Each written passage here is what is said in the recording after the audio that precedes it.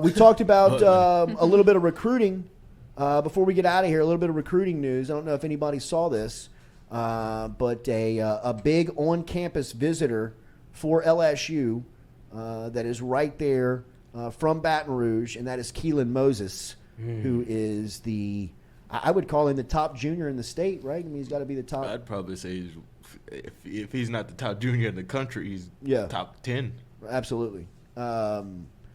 But Keylan Moses, who is an athlete, was in town, and he's been making the tours here. If you're keeping up with his social media, I believe he was at Florida earlier this week. He's been to Alabama, and then yesterday he was at LSU, and he was doing the photo shoot. He had the gear on, and there is a lot of people close to this situation that says LSU is trending as the school to beat, and it might pop a little early, and that Moses just may shut it down and pledge to the Tigers. Now, look, he's got an older brother that was committed to LSU for more than 2.5 years that switched that commitment to Alabama. So everybody is a little nervous, with that situation. What you have to remember is that Frank Wilson was the one who got Dylan Moses' commitment. He's the one that took that commitment in 8th grade. He's the one that looked at Les Miles and said, that's the one we need to get over there. When he was walking Miles to the junior field, when I say like the junior, like the youth camp, there was a high school camp and a youth camp that was happening on LSU's facility at the same time. And Frank Wilson said, that's the one we need to get. Miles' dumb ass is looking across the practice field like, which one? What are you talking about? Which one? Where's my wife? wife? Finger in his ear. Toss dive? Huh? Which one? Come walk with me over here. Hat. This way. Hat. So he takes him over here. He's like, what are we doing at the 7th and 8th grade field? He's like, well, yeah, that's the guy. That's the one we need to get right there. So they walk up to Dylan Moses, talk to his dad, do the whole thing. Moses is enamored, loves LSU, tells Frank Wilson, I'm not going anywhere else. When Moses is going into his senior season at IMG Academy, Frank Wilson takes the Texas San Antonio job. By that time, the relationship had deteriorated within LSU. Nick Saban had saw his opening. He makes his move, recruits him. The Bama booster cuts the check. Next thing you know, Moses is at Alabama. Now, Moses' time at Alabama was as you would expect it to be when he got to college. He was a first-year guy that chipped in and played a lot. His sophomore season, he was maybe the best linebacker in college football. He was a finalist for the Butkus Award, and he was an absolute dog. Two knee injuries later, he goes undrafted after playing and staying at Alabama for 4 years, and now back in Baton Rouge with a whole lot of perspective. Great dude. But a lot of perspective on recruiting and what it means to play at home. And remember LSU's pitch, especially from Frank Wilson. It's not a 4-year decision, it's a 40-year decision. Right? When you make that choice, it's not just about the next 4 years. You got to think about the next 40. And that's a tough message to crack across a 17-year-old who's got the world in his palm. Can go anywhere he wants, can do anything he wants, can hang out with anybody he wants, can do just about whatever he wants at 17 years old. That's a tough perspective to gain when you're in that world. When you're ice packing your knee at 25 years old because you're chasing around your daughter and just trying to keep up with her, and you get back to your Baton Rouge house and you think, that 40-year decision would have probably worked out a lot better if I would have played for LSU, and I'm at home now. And I'm not saying that Moses regrets going to Alabama by any means. But I know he put his life on the line for Alabama football, and there's not a lot to show for it right now. And his brother sees that. And there's still a undying love from his family, and I would even say his brother, for LSU. And Keylan's perspective on LSU is a little different than Dylan's was because of that vantage point. And Frank Wilson's back. I mean, more than anything. I mean, I can give you the story and all the details and all that stuff, but at the end of it, Frank Wilson's back and he ain't going anywhere. And he's not going to miss 2 of them, I promise you. He didn't miss Dylan, but he's going to make sure that this one gets on campus. I mean, and look, I agree with Jason Brumfield. Not really upset with the outcome of Devin White coming here. What would Devin White look like playing next to Dylan Moses?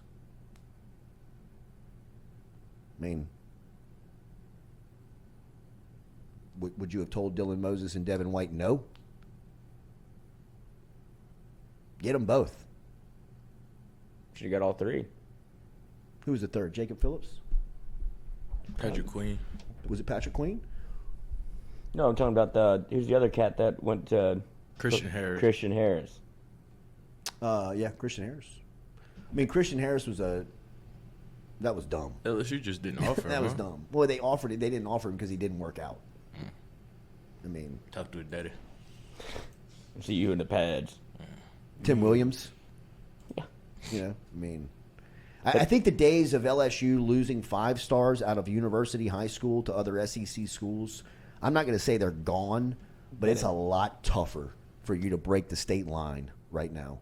For as much as we've talked about for years, protecting the border, build the wall, keep Build them the out, fence. get the state, protect the state. Everybody who has said that, from Les Miles to Ed Ogeron, now to Brian Kelly, Kelly's doing it better than anybody has. He's built a feeling of, if you come in here, you'll be lucky. I think he's going to get all 10 of the top 10 players from the state this season.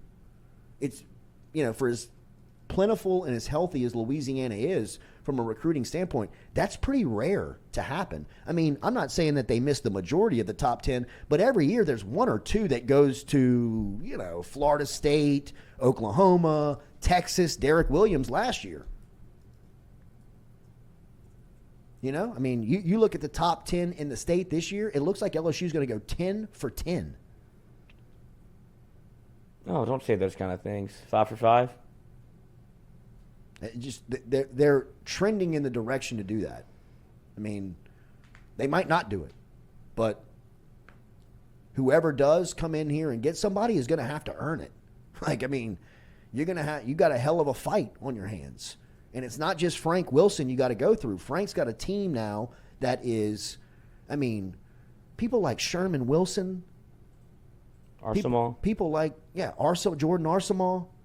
People that are kind of built in to make sure that the wall stays guarded are really good at their job.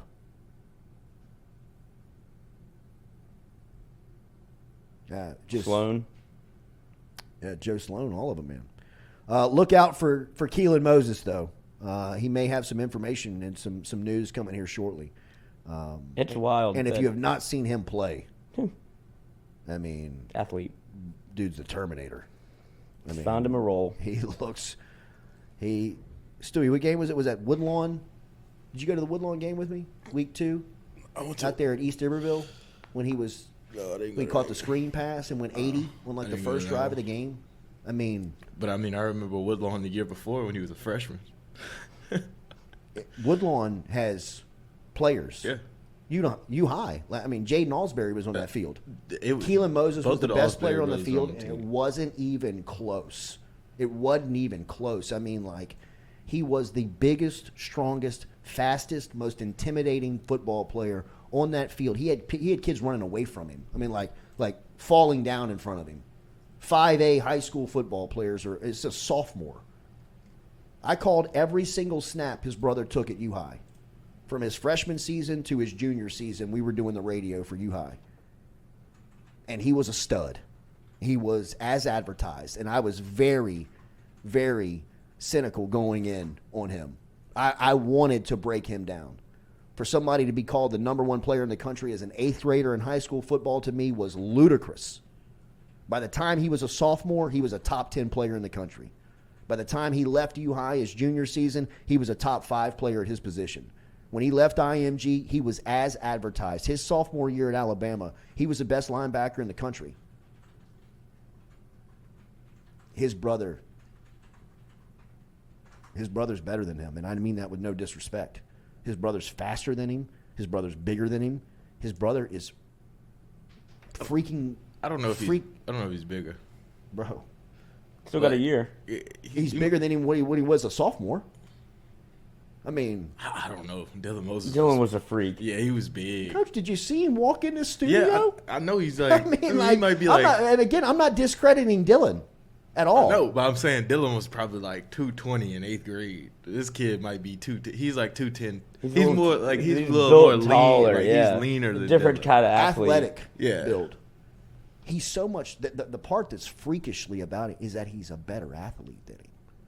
Like when they put Dylan Moses at running back in high school, it was just turn and hand it to him.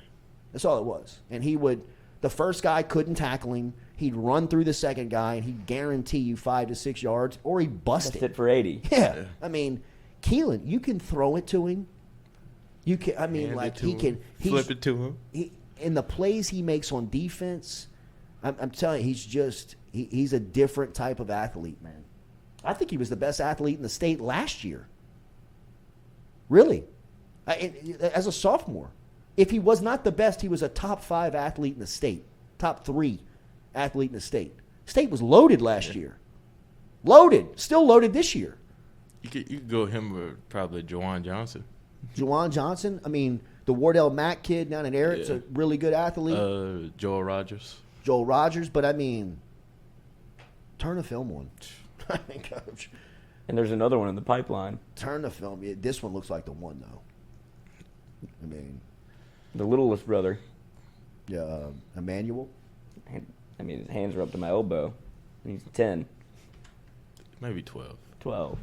Middle school. Did you see, Chad Jones? No, Anthony Richardson's little brother? His voice sounds like it's the most baritone thing I've ever heard in my life. He's 13. He sounded like a 35-year-old man. He's a player. I'd imagine. But, I mean, he sounded like Barry.